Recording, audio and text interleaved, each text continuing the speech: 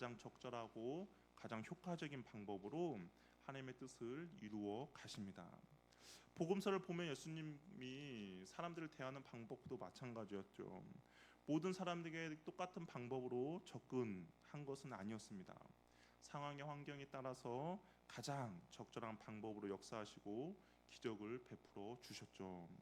나병 환자에게는 나병 환자에게 맞게, 중풍병자에게는 중풍병자에게 맞게, 우리 혈루증 걸린 여인이나 야이로의 딸에게는 다 똑같은 방법으로 그들의 문제를 해결하신 것이 아니라 각자가 처한 상황과 환경을 고려해서 각자에게 가장 적절한 방법으로 하나님 예수님께서는 기적을 행하셨다라는 겁니다. 그러기에 우리도 이 방법이 옳고 저 방법이 틀리다라고 말을 할 수가 없다라는 것이죠. 하나님께서는 각자가 처한 방법과 상황을 통해서 하나님의 뜻을 이루어 가시기 때문인 것입니다. 하나님께서는 나를 통해서 이러한 방법으로 역사하셨지만 하나님께서는 또 다른 지체에게는 다른 방법으로 역사하신다라는 거죠. 그 처한 상황과 그 사람의 성격과 성품이 다르기 때문에 하나님께서는 각자 처한 상황과 방법을 통해서 하나님의 뜻을 이루어 가신다는 것이죠. 신앙생활에서도 하나님은 다양하게 역사하십니다. 어떤 사람은 많은 기적을 경험케 하면서 신앙생활을 하는 사람도 있고, 어떤 사람은 기적적인 것들을 많이 경험하지 못하면서 신앙생활을 하는 사람도 있습니다.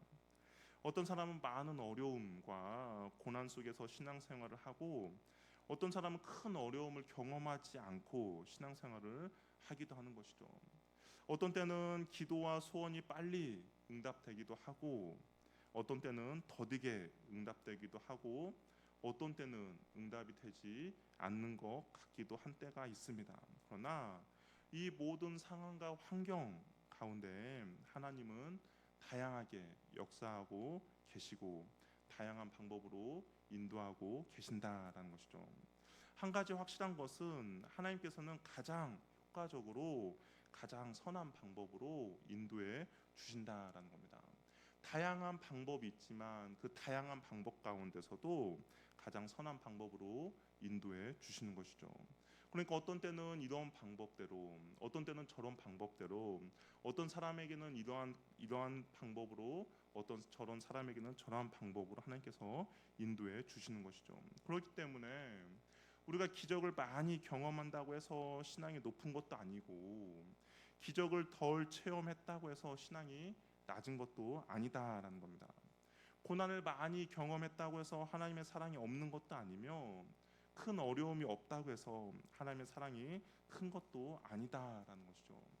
우리의 기적의 유무나 기적의 체험의 유무가, 그리고 고난의 유무로 신앙의 수준을 판단해서는 안 된다라는 겁니다. 모든 여건이나 상황은 하나님께서 그 사람에게 가장 적절하게 역사하시기 위한 수단에 불과하기 때문인 것이죠.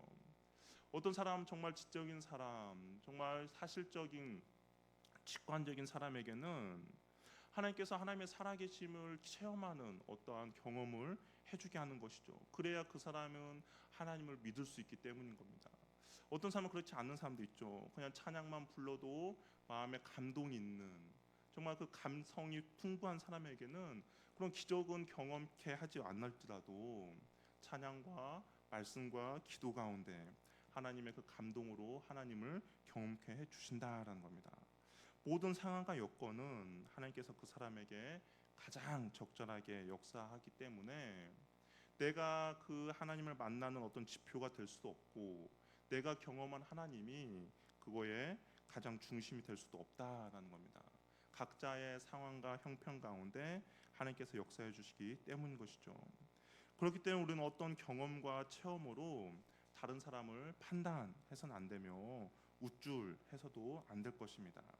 단지 지금 나에게 주신 상황과 은혜에 감사하고 그 상황과 은혜 가운데 최선을 다하는 신앙생활을 해야 한다라는 것이죠. 그때 하나님의 큰 은혜가 임하게 됩니다.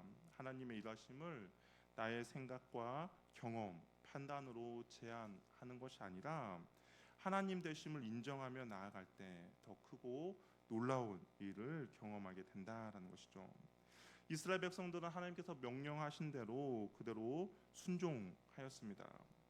이 매복 전략으로 이스라엘 백성들은 아이성을 순식간에 정복할 수 있었던 것이죠. 아이성 이스라엘 백성들이 패하는 척하면서 도망가니까, 광야로 도망가니까 아이성 사람들은 그 성전의 문을 열어놓고 이스라엘 백성들을 쫓아 나왔습니다. 이 성전의 문을 열어놓고 나왔다는 것은 정말 신나서 그렇게 나왔던 것 같아요.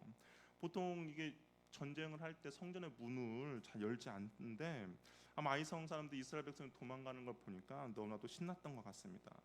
그래서 아이성 이스라엘 백성들을 잡으러 쫓아가다 보니 그 매복해 있던 사람들이 아이성으로 손쉽게 들어갈 수가 있었습니다. 그리고 이스라엘 군이 불길로 그 아이성을 불로 불사르게 되었던 것이죠. 그제서야 정신없이 여호수아의 군대를 추격해 나갔던 아이성 군사들은 사태의 심각성을 깨닫게 됩니다. 급히 말머리를 돌리렸으나 이미 때는 늦었죠. 후퇴하는 척하던 여호수아 군사들이 돌아서서 그들에게 반격을 했고, 성을 점령한 3만 명의 매복병도 반대쪽에서 공격해서 앞뒤로 포위당한 아이성 군사들은 어찌할 수 없이 어찌할 수도 없고 도망칠 수도 없는 상황에 놓이게 되었습니다. 그래서 아이성 사람들이 이스라엘 군의 칼에 전멸당하게 된 것이죠. 이스라엘 백성들은 한번 실패를 경험했지만 그 실패 때문에 오히려 전쟁에서 쉽게 이기게 되었습니다. 우리가 영적 전쟁에서 우리의 부족함과 연약함으로 우리도 실수할 수도 있고 실패할 수도 있습니다. 특히 죄 때문에 좌절과 어려움을 경험할 수도 있고 인간적인 수치를 당할 수도 있습니다. 그러나 믿는 자들에게는 그것이 끝이 아니다라는 것이죠. 오히려 우리가 처한 어려운 환경이 하나님의 뜻을 이루는 기름돌이 될 수가 있다라는 겁니다. 그 실패를 통하여서 하나님의 뜻을 발견할 수가 있고, 실패를 통하여서 우리가 하나님과의 관계가 막혀져 있는 장애물을 발견할 수 있기 때문인 것이죠. 때로는 실패가 우리에게 더 큰 유익을 주는 그런 장애물이 될 수도 있다라는 겁니다. 그래서 하나님을 사랑하는 자들은 모든 것이 협력하여 선을 이루게 되는 것이죠. 믿는 자들에게는 실패라는 단어가 어울리지 않는다라는 겁니다. 저 여러분의 인생 가운데 과연 실패라는 인생이 있겠습니까? 하나님을 믿는 자들에게는 실패 인생이 없는 것이죠.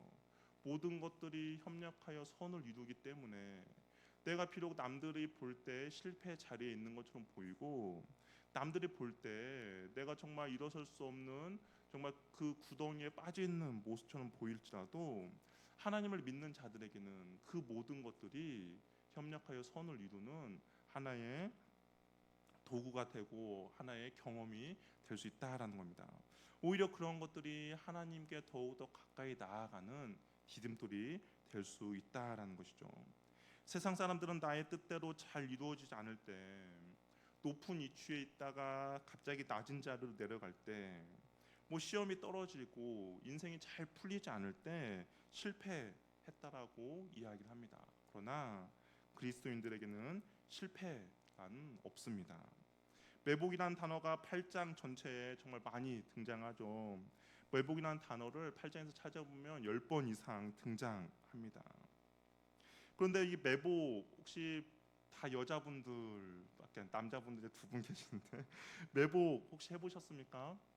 안 해보셨죠? 매복은 이거 숨어 있는 거예요. 숨어 있고 진지나 차무를 파서 땅에 엎드리는서 기다리는 시간입니다.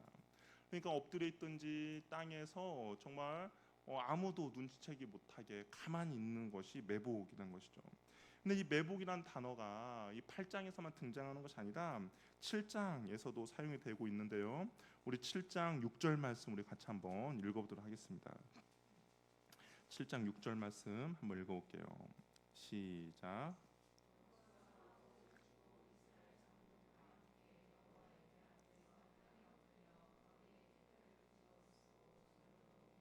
이 매복이라는 단어가 여기서 7장 6절 티끌이라는 단어와 동일한 단어를 사용하고 있습니다. 그러니까 매복은 아까 참호나 진지를 파서 엎드려 기다리는 자세라고 했잖아요. 이 실패한 여호수아와 장로들이 아이성을 처음 정복할 때 실패한 그 여호수아와 장로들 어떻게 됩니까? 땅에 엎드려 있어요. 그리고 머리에 티끌을 뒤집어 쓰고 저물도록 있는 자세를 볼 수가 있습니다. 여호수아 장로 땅에 엎드려 되어 있습니다. 매복하는 자세죠. 그리고 티끌이라는 단어가 매복과 복병이라는 단어를 사용합니다. 그래서 그리스도인들에게 실패는 세상 사람들이 말하는 실패가 아니라 우리로 하여금 땅에 엎드리게 하는 시간이라는 것이죠. 티끌처럼 흙덩이처럼 되어서 우리의 본분을 알고 겸손하게 엎드리게 하는 시간이 바로 그리스도인들에게 있어서 실패의 시간이라는 겁니다. 요소라금 단창을 들어 아이를 가리키다 명하신 때까지 그 3만 명, 3만 5천 명의 사람들은 캄캄한 밤에 땅에 티끌처럼 엎드려 기다리는 시간입니다. 우리는 매복했으니까 이 주위의 상황이 어떻게 돌아가는지 모르죠. 알 수도 없죠. 그러나 하나님은 여전히 그 시간 가운데 어떻게 합니까? 일하고 계시는 것이죠. 나는 엎드려 있어서 알 수 없지만 그러나 하나님은 그 이스라엘 백성들 가운데 여전히 일하고 계시는 시간입니다. 그럼 매복하고 있는 사람들이 해야 될 것은 무엇입니까? 하나님의 일하심을 기대하며 엎드리는 시간이라는 것이죠. 매복은 조용히 은밀히 기다려야 합니다. 매복에 있는데 거기 뭐 떠든다든지 아니면 그런다면 사람들에게 금방 들키게 되죠. 그렇기 때문에 은밀히 기다리는 겁니다. 어두운 밤과 같은 매복의 시간에 하나님의 그 약속을 기다리며 있는 것이죠. 그래서 얼마나 잘 엎드려 있느냐에 따라서 결과는 달라지게 된다라는 겁니다. 지금 내 인생이 실패처럼 느껴지고 사람들이 말하는 실패의 자리에 있다라고 생각이 든다면 그것은 실패의 시간이 아니라 매복의 시간이라는 것이죠. 매복은 실패가 아니라 다시 새로운 희망을 우리에게 주는 하나님의 시간입니다. 여호수아 장로들이 하나님 앞에 엎드려 통회하며 자복했던 모습처럼 매복의 시간은 우리에게 겸손한 자세와 회개의 시간을 갖게 해줍니다. 이 매복했던 병사들은 과연 무엇을 기대하며 소망하며 그곳 가운데 조용히 있었겠습니까? 하나님의 약속의 말씀을 붙들고 기억하며 기다리는 것이죠. 하나님께서 이 아이성을 주시겠다는 그 약속의 말씀만이 매복의 시간을 기다리게 만든 겁니다. 만약 약속의 말씀이 없었으면 이들이 기다리면서 얼마나 불안해했겠습니까? 우리가 어떻게 해야 될지 얼마나 초조해했겠습니까? 그러나 하나님께서 이 아이성을 주시겠다라는 그 약속의 말씀이 있기 때문에 그 시간은 얼마든지 기다리며 멈추며 은밀히 기다릴 수 있었다라는 것이죠. 그럴 때 하나님은 반드시 소망과 승리의 아침을 우리에게 허락해 주실 것입니다. 우리 그리스도인에게 있어서 그 실패라는 단어는 우리에게 어울리지 않습니다. 모든 것이 협력하여 선을 이루는 하나님의 시간이라는 것이죠. 그렇기 때문에 우리는 끝까지 주님을 신뢰하며 기다리는 겁니다. 우리는 끝까지 주님의 은혜를 소망하며 기다리는 것이죠. 그렇다면 주님이 소망과 승리의 아침을 반드시 우리에게 허락해 주실 것입니다. 그런 은혜를 누리는 저와 여러분이 되기를 바랍니다. 남들이 다 실패했다라고 생각할 수도 있습니다. 남들이 그곳 가운데 너는 더 이상 일어날 소망과 희망이 없다라고 이야기할 수도 있습니다. 그러나 그 모든 것들은 협력하여 선을 이루는 하나님의 시간이고 그 하나님의 시간 가운데 우리는 엎드려 기다리며 나아갈 때 하나님께서 반드시 승리를 허락해 주실 것입니다. 그 승리의 은혜를 누리는 저와 여러분이 되기를 바랍니다. 기다